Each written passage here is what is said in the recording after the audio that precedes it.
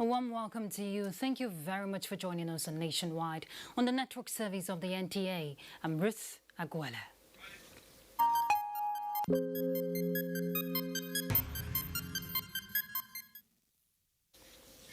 Let's start with aviation matters. All intending air passengers will now be mandated to observe strict measures when domestic operations resume at some designated airports in the country. Minister of Aviation Hadi Sirika laid down the rules when he led members of the Presidential Task Force on COVID-19 to the domestic terminal of the Murtala Mohammed International Airport in Lagos on simulation of commercial flight operations. We'll bring you the details of that in our subsequent bulletin. Well, earlier on, our correspondent Emmanuel Ayimiro, who witnessed the departure of the test flight from Abuja Airport to Lagos this Saturday, involving members of the Presidential Task Force, expected to evaluate preparation for flight resumption. New airport protocols, which include the application of robotic profiling, expected to process passengers, formed part of what the passengers will have to adjust to when flight operations resume. Let's hear from our aviation correspondent. The simulation exercise is what passengers are expected to go through when flight resume. Members of the PTF and journalists formed the crowd subjected to all the guidelines irrespective of status. Apart from the floor and seat markings intended to reduce physical contact, the robotic machines being deployed are expected to disinfect the airport, identify unwanted objects, and many more.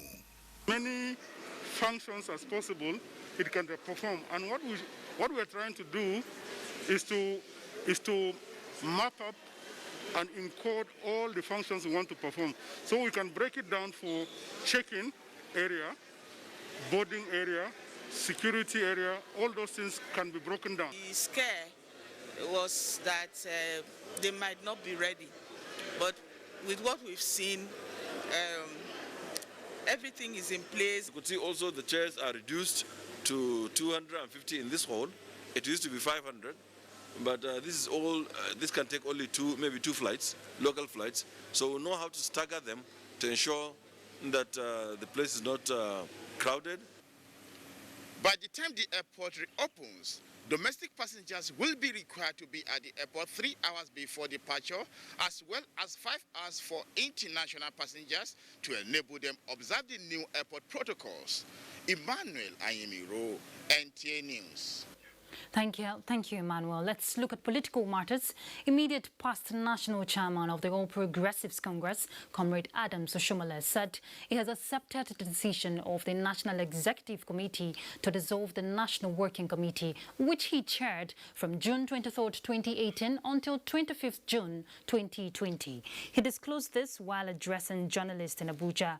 The former APC national chairman acknowledged his contributions to the Progressives family, particularly the victory it's recorded during the 2019 general elections. As a loyal member of the APC and in line with the decisions during the last National Executive Committee meeting, Oshomole said he has instructed his lawyers to withdraw his case, earlier intended to challenge his suspension at the Supreme Court. I am not going into the issue of legality or illegality. The bottom line is the president who invited me to lead the party and who gave me all the support and who mobilized all the support across the country for my emergence as chairman, also presided over the meeting where the NWC has now been dissolved.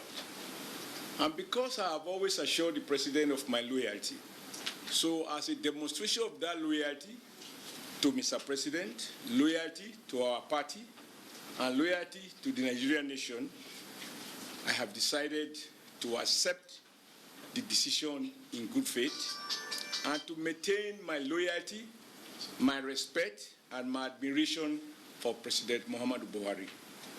To sustain the legal action will tantamount to disobey one of the decisions that the President has reached, namely that all cases be withdrawn from court. I still believe that even as a member of APC, I have a duty to lead by example.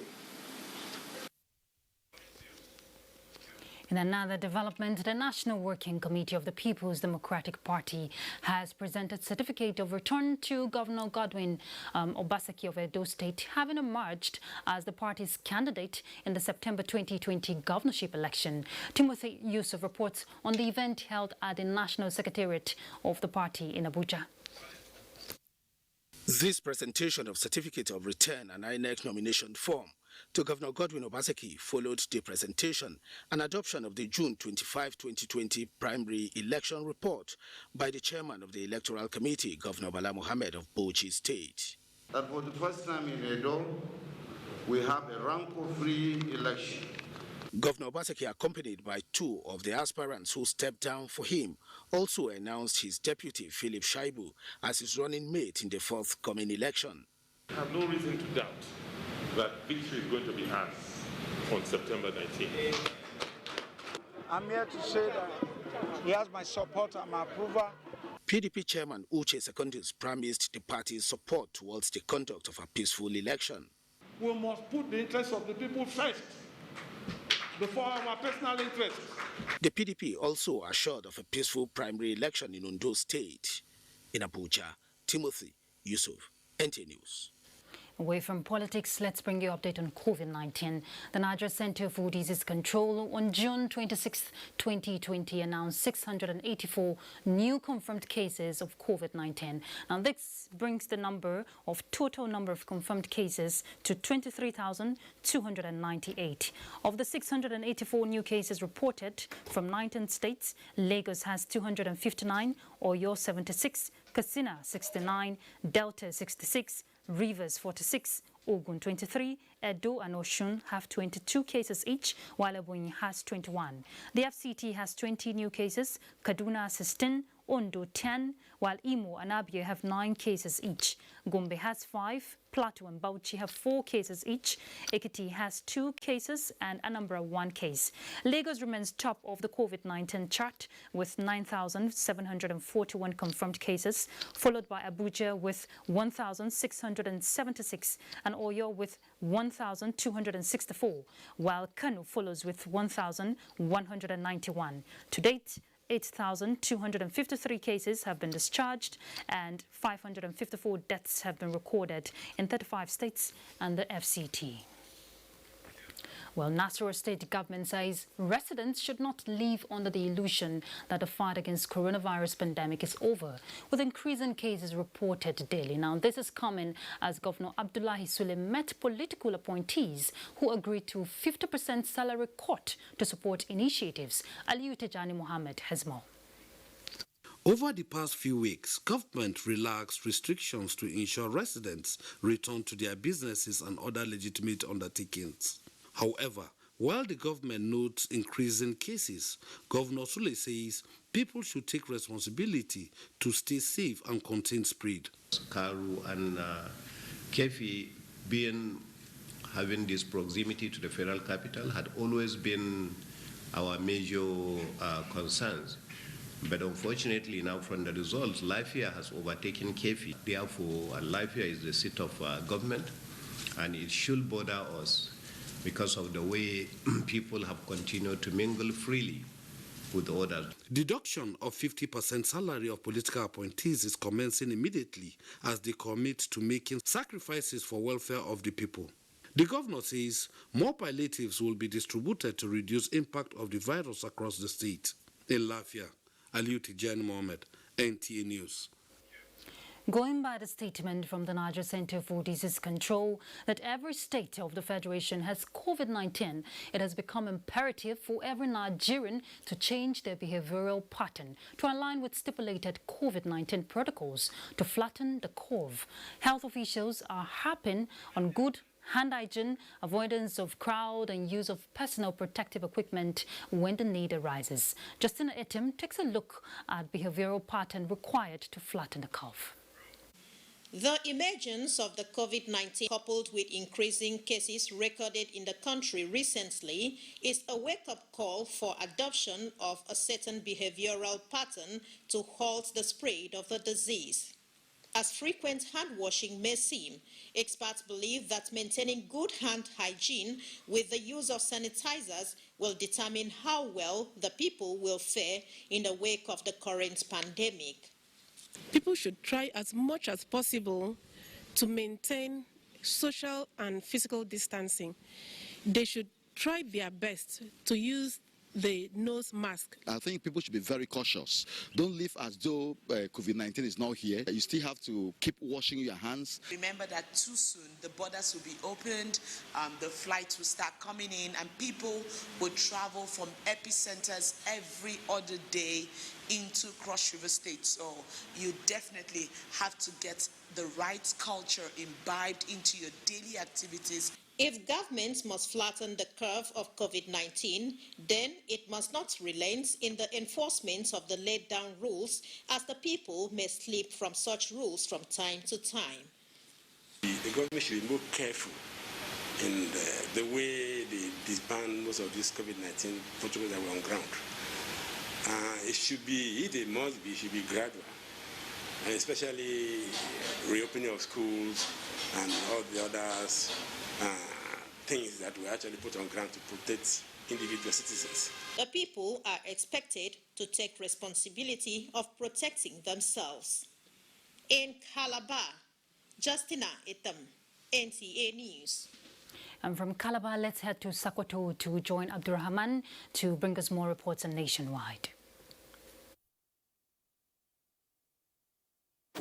The coordinator of the Kebbi State Task Force on COVID-19 and Deputy Governor Samaila Yombe Dabai has expressed government commitment towards upholding the necessary preventive measures in containing the spread of the disease in the state. The coordinator gave this indication while briefing newsmen on the state of affairs in the fight against the pandemic. Nuwatanko Akili has the details. Kebbi State is one of the states with the lowest recorded cases of COVID-19 in the country, with 67 laboratory-confirmed cases. Out of this, 6 deaths have been recorded, with 34 cases discharged, while the remaining patients are currently receiving treatment. In spite of this, the State Task Force Committee on COVID-19 said it is not relenting in its effort in ensuring sensitization and adoption of preventive measures to contain the spread of the virus. The committee therefore emphasized the need for strict observance of the COVID-19 protocols and relevant stakeholders taking responsibility by tidying their respective ends. We must therefore follow those instructions given in order to stop or prevent totally the rapid spread of the pandemic. There is already an existing law on civil interaction with the citizens of Kebbi State, which is already part of us. We are following such kind of laws to be able to handle situations like that. The committee expressed appreciation on the roles of the health workers, security, and the media, stressing its resolve to respond to the situation as it unfolds. Noratanko Akili, NTA News. The National Drugs Law Enforcement Agency from January 2020 to date arrested 60 suspects with a total seizure of 186.028 kilograms of hard drugs. The Sokoto State Commander of the agency, Yakubu Kibo, stated this while briefing newsmen in Sokoto. Sheikh Muhammad Datti reports. 26 June of every year is set aside by the United Nations as the International Day Against Drug Abuse and Illicit Trafficking. The aim is to embrace the activities of stakeholders in drug control and raise awareness among members of the public on the dangers of drug abuse. On a daily basis, drug dealers in Nigeria are coming up with new ways of concealing and trafficking illicit drugs. Apart from in their aim, the drug addicts are now resorting to using codeine syrup and other substances, thereby making the fight against drug abuse very tough in Nigeria. In Sokoto State, the fight against drug abuse is constrained by lack of enough operational vehicles. Lack of cooperation also from members of the public who can come and volunteer information that can lead us to actually fish out these criminals. According to United Nations Office on Drug and Crimes, nearly 200 people are using illicit drugs such as cocaine, cannabis, hallucinogens, opiates, and sedative hypnotics worldwide. The theme for this year's commemoration of International Day Against Drug Abuse and Illicit Trafficking is Better Knowledge for Better Care. In Sokoto, Show Muhammad Dati, NTA News. That's it from here. It's back to Ruth in Abuja for continuation of Nationwide. In Abuja. Thank you, Abdurrahman. Before we continue, let's take a break. We'll be back.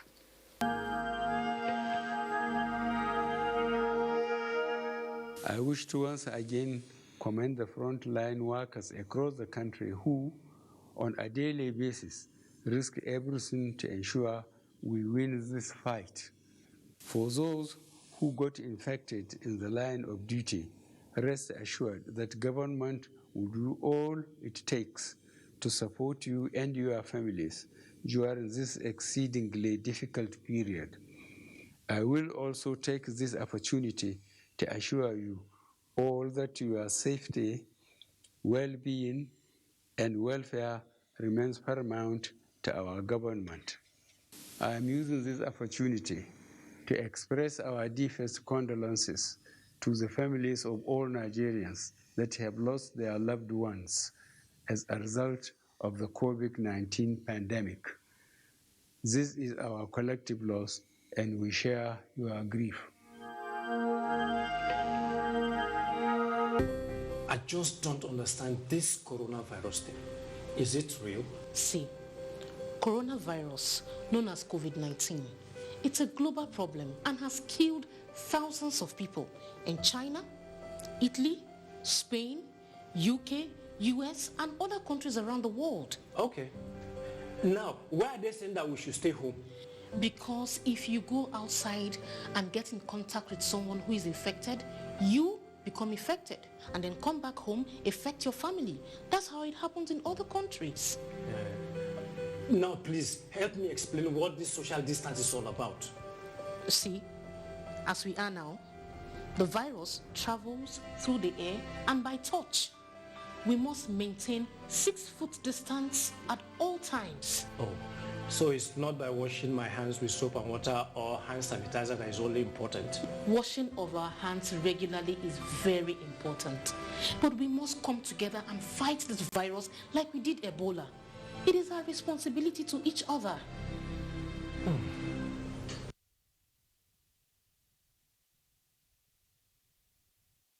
The chances of victims surviving COVID-19. A corruption-free society creates opportunities for citizens to thrive and prosper. Build your immunity. Stop corruption now. Report all acts of corruption to ICPC on this toll-free number 0800 22 55 4272. This message is brought to you by ICPC and NTA. Nigerians, let us take responsibility. Stay healthy, stay safe, and curb the spread of the virus. Take responsibility. The coronavirus spreads from one person to another. Let us avoid crowd gathering of any kind for any reason. Take responsibility. Avoid traveling from one state to another during these lockdown restrictions. Obey all the rules that are put in place. Take responsibility. Stop spreading fake news and unverified reports about the coronavirus. There is no known cure for COVID-19.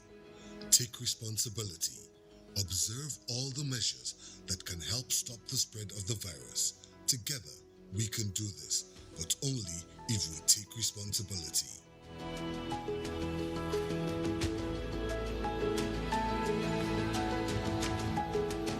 This message is brought to you by the Nigerian Television Authority, NTA, Africa's largest television network. Okay, guys, let's do this. Action. You can deceive everyone, but you certainly cannot deceive me. I see you. But if the package is faulty, there'll be no buyers. So I suggest you sit down and have a talk with your husband. So you have faith. Everything is possible. You heard him, right? You needed help and I helped you. This place will do so. They also work in wolf. You mean you still work for Matthew Osage? What?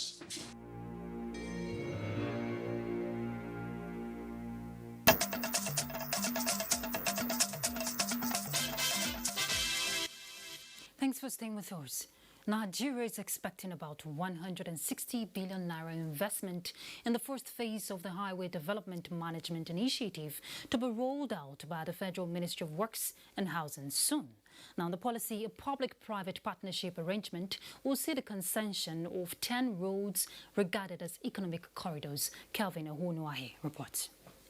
The concession arrangement being considered for the affected roads are in two options: value-added concession comprising toll plaza and road pavement, and the other, an unbundled asset build and operate component. The Minister of Works and Housing, Babatunde Fashola, at a virtual meeting with stakeholders, noted that each of the concessionaires for the 10 roads are expected to invest 10 billion naira and will be selected through a competitive bidding process. The roads will have way bridges, street lights, rest areas, ambulance system, and real-time highway information system. The minister is excited about the millions of jobs that will be created. Some of the things we intend to share with the public in a couple of weeks, perhaps, which are in development, is what we call Know Your Road and Own Your Network. This is a software called COHIMS, which will be an updated real-time database for our entire road network. Highlights of the major components of the policy were presented to the stakeholders by the Director of PPP in the ministry, Ukeria Alozie. Interministerial inputs are now being expected, having been earlier presented to the two works committees of the National Assembly. In Abuja, Kelvin Ewonwaye, NTA News. All right, let's look at other issues. Micro, Small and Medium-Sized Enterprises Day is an annual event observed on 27 June to raise public awareness of their contributions in sustainable development and poverty alleviation. Now, joining me via telephone to throw more light on this day is Dr. Emeka Okengwu. Thank you very much for joining us. Thank you for having me. Now, let's quickly look at the significance of the day, talking about the MSMEs. You see, so many people have given it so many classifications. Some people have called them the inner wheel. Some people have called them the pivots. But what is clear is that the MSME is central, is critical, okay, to both social and economic development in any country. Like in some developed countries, why they call them medium and small scale, countries like America call them the small business administrators. And if you remember, the last time America gave any, support to his people, they focus more of those supports on the small business administrators because they actually employ more people. They are actually the major employers of labor. So, I mean, their usefulness, their place in economic development and social inclusion cannot be overemphasized. And talking about this inclusion, the federal government, through the CBN stimulus package, put in measures to support these SMEs. Now, how well would you say this has impacted in the lives of the business holders? Of course, it's impacted. I mean, for once in our country, you find that people all over the country are saying that they're benefiting, from the business support of the CBN. And I think I want to lend my voice to also, commend the CBN for even removing, in some instances, those major blockers like, getting what you call things to be able to support these loans before they are given, collaterals and all that. Now it's easy for them to be able to access it based on even their own working machinery and equipment. So I think it's a very good measure. It's going to go a long way, to also help us overcome this headwind that is almost very inherent that it would happen. Yes, indeed. And Dr. Okengwu, you agree with me that great economies of the world are driven by entrepreneurs. How have we fared as a nation? We are doing well. That's what I'm saying, that for once, our country has taken a very positive and commendable, position on our small business administrators, or the MSMEs, like you said. I mean, from the family support thing to the small businesses to the small family holdings, it's just the way to go. It's most commendable. And like I said, it's very critical for not only economic development, it's critical for rural infrastructure development, it's critical for social inclusion, and more than anything else, delivery of goods and services, okay? The list is endless. Job creation, when we're talking about these MSMEs, they are the ones that actually now form, the bulk, okay, or what you might be able to call the bulk suppliers of the inputs that go into your midstream. So it is very, very critical. You can't overemphasize it. It is indeed, and very needful anyway. More so now that we're heading, towards an obvious recession that is not occasioned, by anything but, what you call the corona pandemic that is ravaging the world. The MSMEs will be very, very critical in us, being able to get back into safety. And talking about the pandemic, we have seen supply, disruptions. We have seen drop in demand in different sectors. And taking a look at the theme for this year's commemoration, which is COVID-19, the Great Lockdown, and its impact on small businesses. How much impact has this done? Well, I think you should also put, not only impact, please also add, benefits, okay, because that is just not going to be negative. There are also some positives that can come, from the coronavirus pandemic. One of which you have just been talking about how the CBN is supporting the MSMEs. The impact, yes, is global, is bad, but we can turn it into major advantages, if we're able to keep our eyes on the ball and then make certain that we are looking at volume, that now addresses value, and we're now looking at value that can now be able to compete in the international market. That's the way to go. All right. Thank you very much, Dr. Emeka Okengu. I couldn't agree with you less. We must commend our entrepreneurs worldwide who will make an impact. Thank you very much for your contribution. Pleasure. Thank you for having me. All right. And still looking at the MSMEs Day, let's now join Adiola in Lagos to bring us something more on that.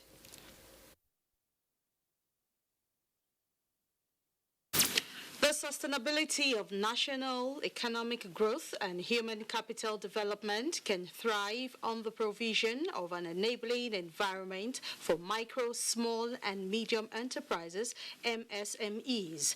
As the world marks this year's MSME Day, economic analysts have stressed the need for access to finance and loans at single-digit rate for micro and small-sided businesses in the country. Abolade Salami completes the report. Data from the Small and Medium Enterprises Development Agency of Nigeria, SMEDAN, indicates that macro, small and medium-scale enterprises account for 84% of jobs, with about 48.5% contribution to the nation's gross domestic products, as well as about 7.27% of goods and services exported out of the country. The sector's huge contribution to nations' economies cannot be quantified, most especially in developing nations. So to this extent, it's a very critical aspect of the economy, because if anything impacts on this sector, to a large extent, the Nigerian economy will feel the shock. Described as the backbone of most economies, the sector is confronted with the challenge of access to capital, which serves as its primary obstacle, as well as the lack of main social amenities like power. Many of these MSMEs need to step up in terms of record keeping and having the requirements for any lender to want to lend out money to them. Even if it is coming from the government also wants a level of comfort that whatever is given out will eventually be returned. At the wake of the coronavirus pandemic in Nigeria, the sector has been seriously hit due to its size and volume of daily operations, resulting in many being pushed out of business, while others are struggling to sustain operations. It has really gone down, 70% down. The federal government, through its programs, policies and initiatives, evident on some financial platforms, has made available financial assistance to the sector to ensure continuous growth and survival. I know the CBN has made pronouncement in the wake of the COVID-19 pandemic to help small businesses, if possible, set out a commission to handle that, and also look at how to create an arrangement that will make it easier for MSMEs to access funds. As operators celebrate the International Day when the global community is contending with the coronavirus pandemic and business owners struggle to adapt to the new normal, they are advocating improvement in infrastructure, finance and assistance in value chain to unlock the potentials of MSMEs.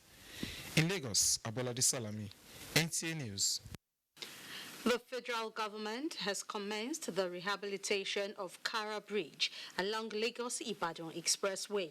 The repairs became necessary given to the exposure of the bridge to frequent mishaps, especially the recent fire outbreak caused by multiple articulated vehicles accidents on the bridge. Imolayo Tokede has the report. This is what is left of the Kara Bridge after the fire incident. The pavements and parapets were burnt, causing damage to the bridge. This integrity test by the Federal Ministry of Works and Housing is to identify damages and carry out requisite repairs. It's a proactive step, really. We are just starting to mill. The procedure of the test is to mill off. After milling off the asphalt, what is remaining of the burnt portion, then we will test. The contractors will test, and then after the result, it's the result that will determine the next step. Although the Ibadan-bound lanes have been narrowed down to 2 from 3, FRC officials are monitoring the traffic to prevent gridlock. The men are already deployed with all the necessary cones and equipment to protect the operators that are doing the integrity test and to also protect travelers, those that are on transit, so that there will not be crashes in the course of trying to manage the 2 lanes we have. The repairs will be carried out for 2 days. In Lagos, Imolayo Tokede, NTN News. Nationwide continues with Ruth in Abuja. Good evening. Thanks, Adiola. Let's talk security. The Nigerian Army has put in place strategies to rapidly end emerging security threats in parts of the country. Chief of the Army Staff, Lieutenant General Tuku Buratai, stated this at the inauguration of projects at the headquarters 3 Brigade in Kano. Defense correspondent Ismail Musa has the details. And the benefit of our soldiers and their families, so help us God. With this, soldiers of Bukavu Barracks in 3 Brigade Kano, under 1 division, can now boast of a befitting accommodation. It comprises of 5 blocks of 60 apartments and 2 blocks of 24 apartments. This is the first. Chief of the Army Staff, Lieutenant General Tuku Buratai, says the project is an intervention aimed at boosting troops' morale in the ongoing efforts to stem criminal activities across the country. For any soldier in the field to be efficient, his welfare must be properly taken care of. And this is one of the programs that we have for our officers and men. And what we are also seeing today is the demonstration of the Chief of Army Staff's commitment to the upliftment of the welfare and living accommodation of personnel of the Nigerian Army. Chief of the Army Staff also inspected refurbished combat vehicles and ongoing projects at the 73 Battalion Janguza Barracks before proceeding to the Palace of Emir of Kano, Aminu Ado Bayero, to seek for the support of the Royal Father in the fight against criminality. The Royal Father commends the military for securing Falgore Forest in Kano through the establishment of a formation. From Kano, Ismail Musa, NTA News. And still staying in Kano, following the directives by security top echelon to various formations in the country to remain alive in dealing with increasing cases of rape, security agencies in Kano State have mounted surveillance in the state to deal with perpetrators. Mohammed Rabiu Ali reports that 25-year-old motorcyclist accused of attempted kidnap is in the custody of the Nigeria Security and Civil Defense Corps, Kano State Command. The suspect, Mansour Jibril, is accused of an attempt to kidnap a teenage Mariam who was in Kano from Daura, Katsina State for the first time. She asked Mansour, a commercial driver of Keke Napep, to drop her at a particular location in the metropolis, but instead he diverted the route. Mariam, who is apparently innocent, was not suspicious of his move till officials of the Nigeria Security and Civil Defense Corps trailed him. He keeps taking and dropping passengers as we drove around, because I don't know anywhere in Kano. However, Mansour denied attempted kidnap, saying he had no such intention. Kano Command of the NSCDC said it will intensify investigation to unravel the truth. He had made all intrigues to give her drinks, food, as well as chocolates, which the girl denied. Had it been that he succeeded in seducing her, possessed her, he would have gone to a lengthy, far situation to bastardize her chastity. Abu Abdu further called on parents to pay close watch on their wards with a view to curb criminal element in the society. Muhammad Rabiu Ali, NTA News. All right, let's take you back to the report we called at the start of the bulletin, where we told you that Minister of Aviation Hadi Sirika has laid down rules when he led members of the Presidential Task Force on COVID-19 to the domestic terminal of the Murtala Mohammed International Airport in Lagos on simulation of commercial flight operations. Dotun Okuyemi has that report ready now.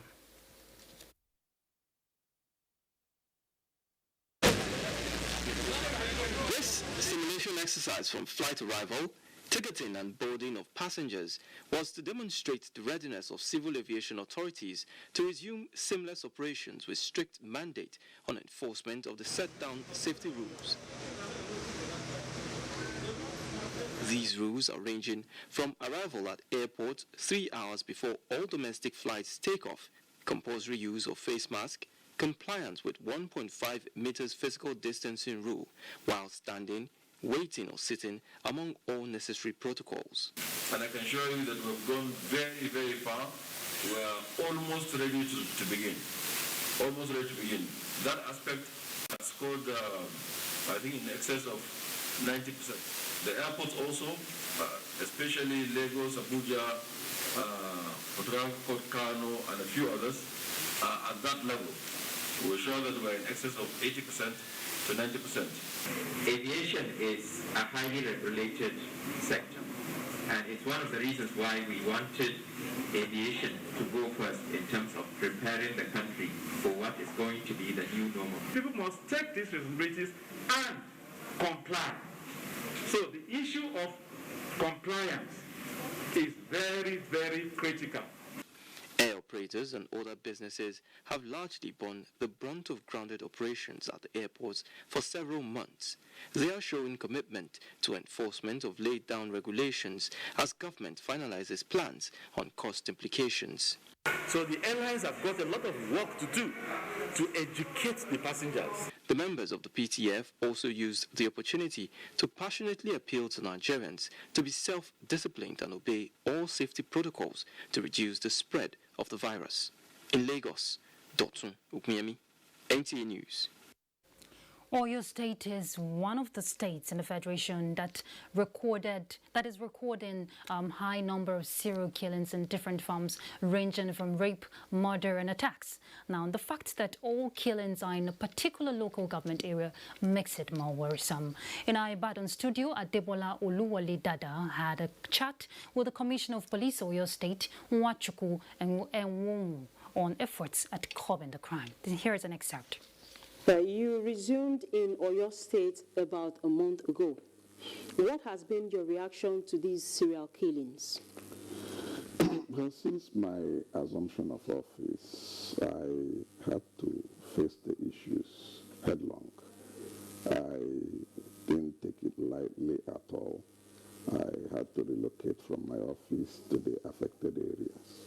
And I'm glad to tell you that that has really yielded something positive, because we have ended up making some arrests concerning those murder cases. As a matter of fact, I have restructured what I met on ground, which I will not disclose the details right here. And that restructuring actually is geared towards changing the templates on ground. We also strengthened the situation too by attaching some of the tactical teams to work closely with him, and with that it is already yielding results. And will not rest on our oars. It is something that was that require diligence and thorough groundwork. And we are being very professional about it because we don't want a situation or a scenario where the wrong person will be arrested. Yes, will be arrested. So we are presently screening all those persons. And I strongly believe that the arrests we made, if at the end of the day, it is either that they're the ones directly concerned or they are accessories to the fact. So we are looking at both accessory before, during, and after the fact. That is where we are for now. And I believe the way they are responding, at the end of the day, we'll get to the end of the road. The issue of community policing that has been in the front burner in the effort at curbing crime in this country. What is your approach in Oyo State? Oh, in Oyo, we are ready for the community policing. We're already practicing it, but it is yet to be launched for the state, of which it depends on His Excellency, the Governor of the state, Engineer Sheyi Makinde. As soon as he is set, he will take a date and we'll get it launched. The Commissioner of Police there in Oyo State speaking on measures being taken to tackle crime in the state. Let's head to Kaduna now to join Suleiman to bring us reports on Nationwide.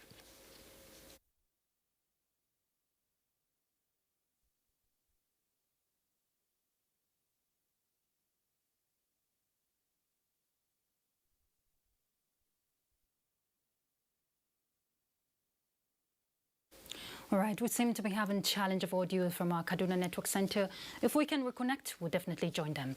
Let's talk security. The Air Task Force of Operation Lafia Dole, under the subsidiary Operation Long Reach, has destroyed a logistics base of Boko Haram terrorists, killing scores of their fighters. Now, this was in another successful air interdiction missions carried out on 25th June 2020 at Tongunle and Bukar Meram in Borno State. After a series of surveillance missions indicated a resurgence of terrorist activities at the two settlements. At Tongule, credible intelligence indicated frequent convergence of Boko Haram terrorists, where about 35 terrorists were spotted by the NAF surveillance aircraft in different parts of the settlement.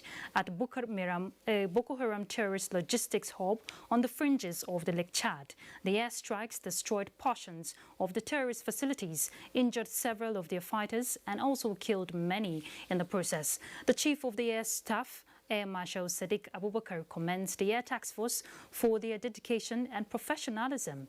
The Defense Headquarters equally urges them to intensify the air offensive against the terrorists and all other criminal elements threatening the peace and security of our beloved country. All right, let's rejoin Suleiman in Kaduna. For rejoining us, Ruth. Kano State Police Command has inaugurated Community Policing Advisory Committee at area commands to make the concept a practical reality in the state. Commissioner of Police Abu Sani, who inaugurated the committee, says the aim is to change the narrative from traditional policing to modern concept. Our Salis reports. Community policing is a practical concept where citizens are involved in the policing process for better service delivery.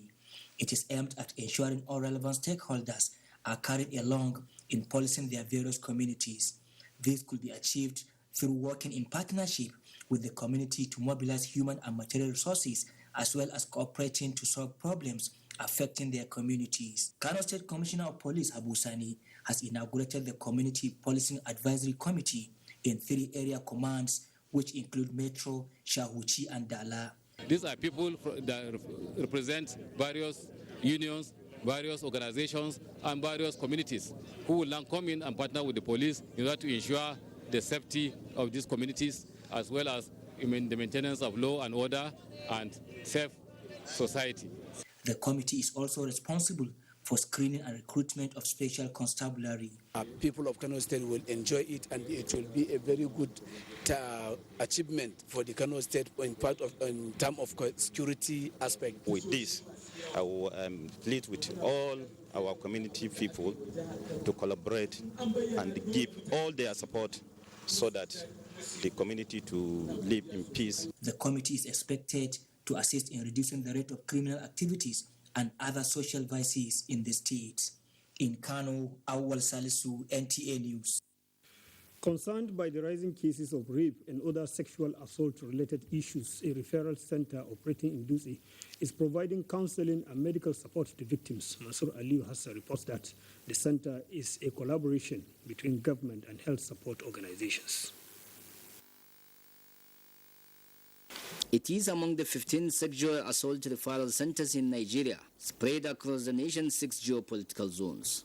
Sexual violence is recognized by experts as the most serious crime affecting women and children of both gender. Despite the increase in the perpetration of the heinous crime, there are limited facilities to help the victims overcome their trying period. These and many other reasons compel the victims and their family to be reluctant in reporting their ordeal due to the fear of the societal stigma associated with rape. This center in Dutse, like many others, provide its client with immediate services needed by such victims. This includes confidentiality, privacy, and a client-focused approach where the assaulted person is believed and not blamed. Emergency medical treatment, forensic medical examination services by specially trained doctors and nurses and midwives. As a forensic examiners or medical officers, we brought a child to examination room to perform a head-to-toe examination.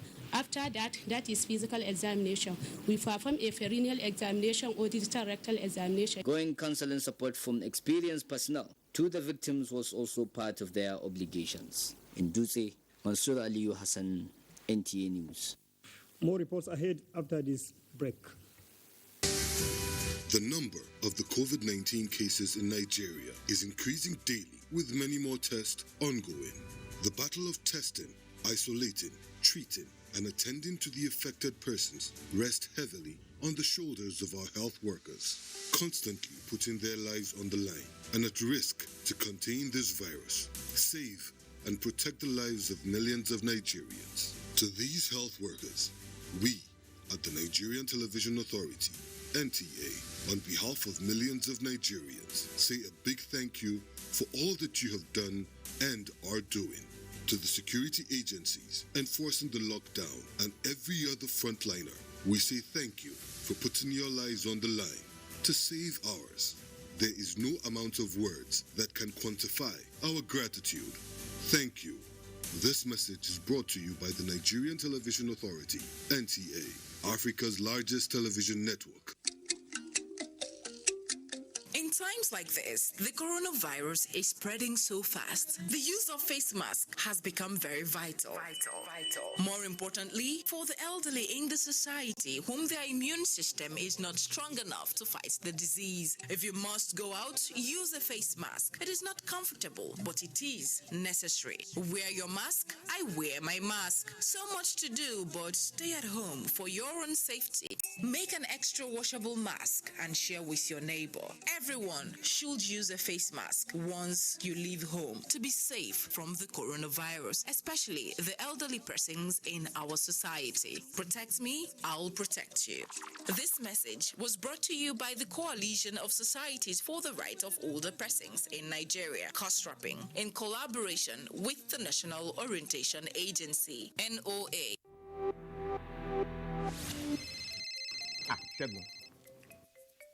Alpha, say tomorrow still day on. What's your tomorrow? Community meeting now. You know they here, Abi? Now beggy. See, if we meet for my house, inside parlor, then go no. This COVID-19 is not a child's play. If we want to elect the new secretary, we fit to do one for WhatsApp, or for Skype, or even on Zoom. Or we just wait. I will not negotiate this social distancing. It is non-negotiable. Not every infected person shows symptoms, but every infected person is contagious. Avoid large gatherings and self-isolate if you think you might have come in contact with a carrier. Your safety and the safety of others is in your hands. This message is from the Akinfade Foundation in partnership with the National Orientation Agency with support from MacArthur Foundation. Shabi, you still come back to this house? Yeah, so you cannot even support your husband. Eh? Support who? I thought you said men are the head of the family. How to get here? Allah, how to get here? Feminism is all about equal right and opportunity for women. Settle your matter in your home. You can't keep comparing Agatha and Uchechi. Agatha is Agatha. Uchechi is Uchechi.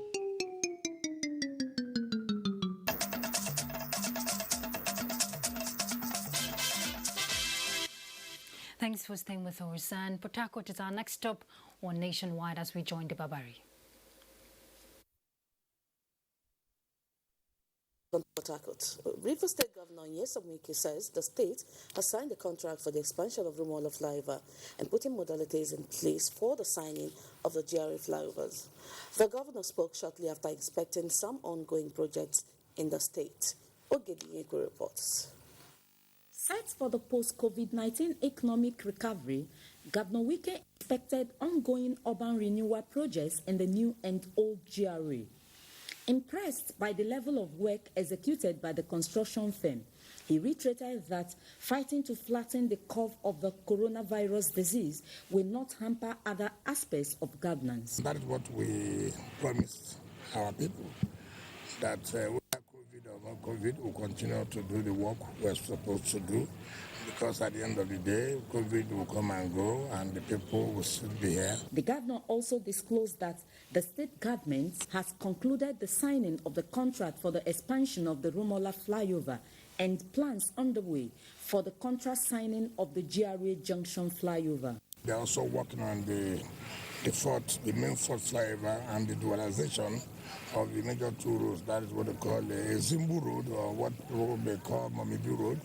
And then from Genesis, that's a Tombia extension down to Ikure Road. He restated his commitment to return Port Harcourt to East Garden City status by the development of basic infrastructure to enhance socio-economic activities of the state. In Port Harcourt, Ogedinyeko, NTA News. Going by the commitment of the police to tackle crime at the grassroots, there is hope that crime will soon be reduced to its barest minimum in the country. This was the view of stakeholders at the ongoing inauguration of Community Policing Advisory Committee in various local government areas of Akwa Ibom State. Clement Barikwin reports. Over the years, Nigeria's security system has been operating majorly without active participation of community members in fashioning out strategies for effective policing at the grassroots. With the Community Policing Advisory Committee now in place in Insribom local government area, like others where the committees have been inaugurated, stakeholders say fighting crime will now start from the people. Akwa Ibom State Commissioner of Police, Imoemi Edgar, expressed readiness to give the committee necessary support to succeed. The committee, according to the police, is made up of men and women who are passionate about community policing. From Insribom local government area, Clement Barikwin, NTA News. Nationwide continues with Ruth in Abuja. Good evening. Thanks, Dibabari. President of the United Nations General Assembly, Professor Tijani Mohamed Bande, has described the adoption of the UN Charter adoption 75 years ago as a moment of reckoning. Professor Bande said this at a virtual ceremony to mark the 75th anniversary of the UN Charter. Adebola Brookslyn Sunday reports. The Charter was adopted when the Second World War was in its final months. United Nations Secretary General Antonio Guterres said it is an anniversary of that milestone as global pressures are spiraling up. We need to reimagine multilateralism, give it teeth to function as the founders intended, and ensure that effective global governance is a reality when it is needed. UNGA President Professor Tijani Mohamed Bande encouraged the international community to drive onward by displaying heroism and solidarity in the fight against COVID-19. This is a time for action, ambition, and partnership. 3/4 of a century ago, skeptics doubted the resolve of the members of the United Nations. Cynicism did not prevail then, nor will it now. The UN chiefs say what the world needs now is solidarity and cooperation to help defeat coronavirus and build back economies in the spirit of one community. Adebola Brookslyn Sunday, NTA News. And next is Sports Update.